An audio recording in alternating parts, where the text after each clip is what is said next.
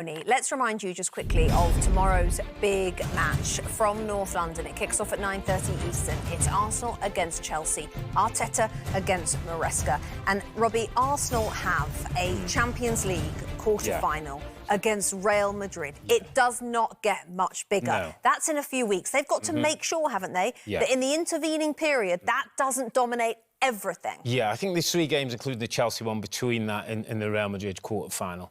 I'm not going to be stupid enough to say the priority for Arsenal has to be that Champions League quarter-final.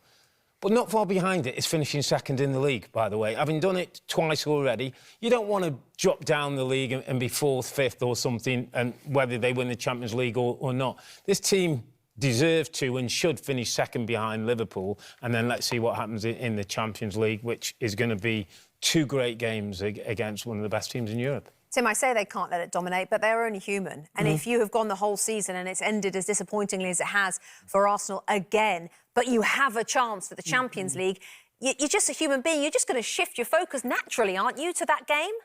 Probably, and that's okay. But I think you talk about the human side. They're asked to be robotic, and they're asked to look at things kind of in these little cylinders and buckets. So I don't think it's a matter of they have to completely dismiss it. I do think Arsenal are well set up. I do think over the course of 2 legs, they'll certainly give themselves a chance. I don't think they'll be completely swept aside, which is a good thing for them. And then, yeah, naturally, they want to finish second. I agree with Robbie. I think you have to balance both because where their idea was that they would win the title this year, and that didn't happen.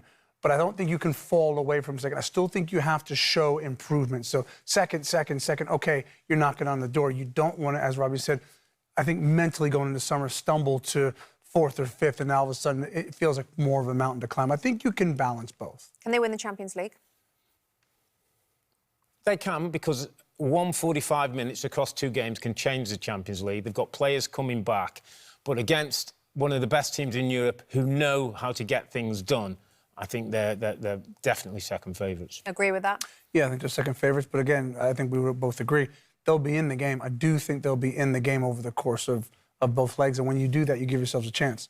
Big test for their defence, by the way. He's one of the best defences in the league. Hi, I'm Rebecca Lowe, and as we head towards the end of an exciting Premier League season, make sure you like and subscribe on the NBC Sports YouTube channel for more content like this.